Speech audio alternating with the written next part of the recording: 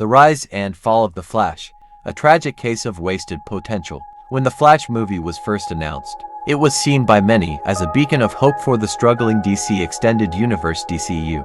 It had every ingredient required to become not just a box office success, but a cultural milestone in the superhero genre.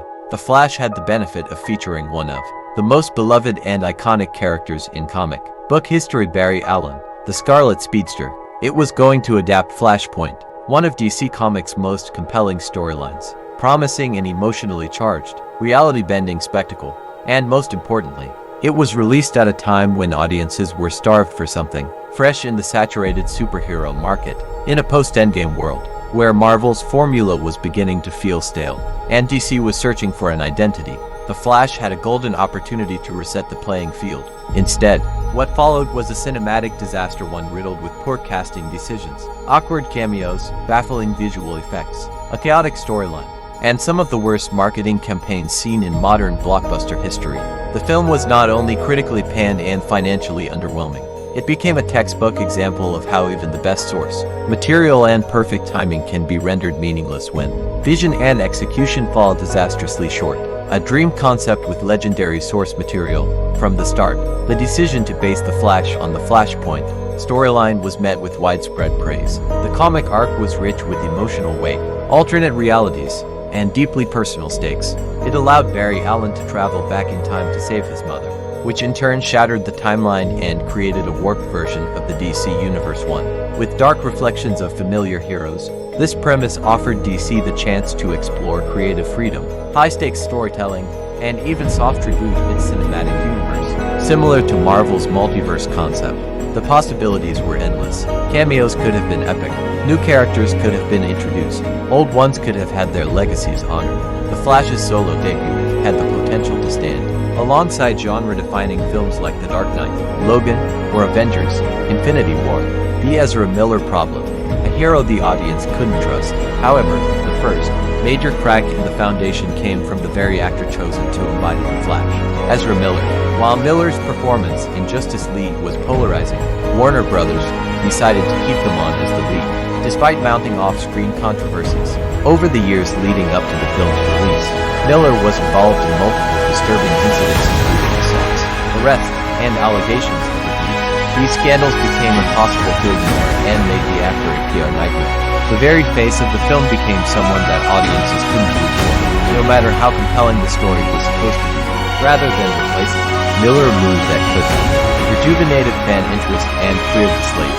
Warner Brothers stood by their casting. This decision alienated a large segment of fans who felt uncomfortable supporting a film centered around embroiled in such serious controversy. The trust between audience and studio, already fragile due to past incidents and scandals, was irreparably broken.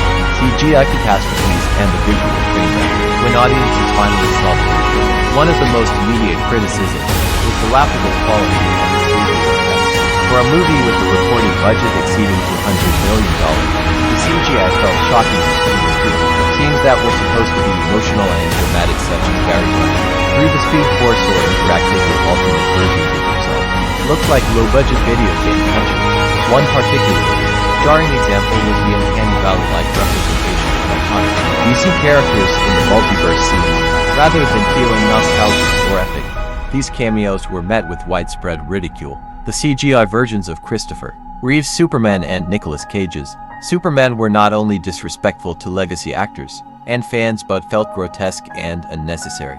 Instead of creating awe, they generated memes and mockery. Director Andy Muschietti defended the bizarre visuals by claiming they were intentionally stylized to reflect Barry's perception of time travel, but most audiences weren't buying it.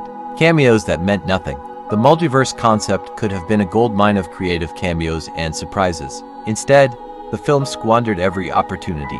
The appearances of legacy characters like Michael Keaton's Batman, which should have been powerful, felt forced and empty.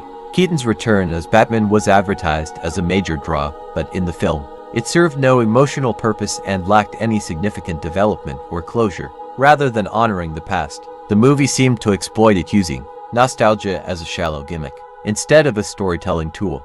The multitude of alternate universe references, including one to George Reeves' Superman, felt less like love letters to the DC legacy and more like a frantic checklist of fan service, gone wrong. Worse, many modern DC fans felt sidelined by the film's obsession with honoring obscure or outdated versions of characters, with no real connection to the modern canon. A marketing disaster. Marketing should have been The Flash's saving grace, but instead of distancing the film from controversy or hyping up its legacy elements in a compelling way, the promotional campaign was erratic and tone-deaf.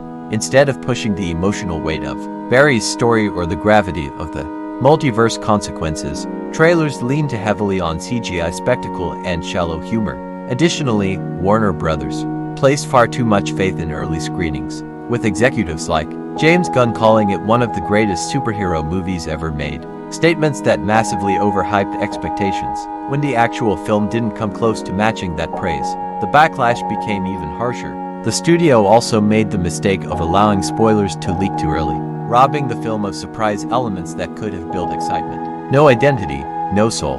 Beyond all the technical and casting issues, the heart of The Flash was missing. The film couldn't decide if it wanted to be a comedy, a tragedy, a multiverse epic, or a time travel story. It leaned on too many cliches and borrowed too heavily from better films like Spider-Man, No Way Home and Doctor Strange in the Multiverse of Madness without understanding why those films worked in the first place. Barry's emotional arc, saving his mother and facing the consequences, should have been a powerful center, but it was lost in a sea of inconsistent tone, rushed storytelling, and confusing character dynamics. As a result, audiences didn't connect with The Flash on a human level. Without that connection, the film failed to generate word-of-mouth support or long-term cultural impact. Conclusion: the fastest flop alive. The Flash had everything going for it: a beloved character, phenomenal source material, and the perfect cultural timing for a genre shakeup. But instead of delivering a bold new vision, the film collapsed under the weight of its own poor decisions, miscasting, terrible CGI, cringe-worthy cameos, and misguided marketing. It is a cautionary tale of what happens when studios prioritize spectacle over soul, nostalgia over narrative, and controversy over accountability. In the end, The Flash wasn't just a missed opportunity. It was a catastrophic failure that marked the final nail in the coffin for the old DCU, proving that no amount of multiverse madness can save a story that has lost its way. But hey, let me ask you a question: are you truly a Marvel fan, a DC fan, or are you just a comic book enthusiast? Because if you are, then you will love the content that we post on this channel. So please don't forget to like and subscribe for more comic book related videos like this.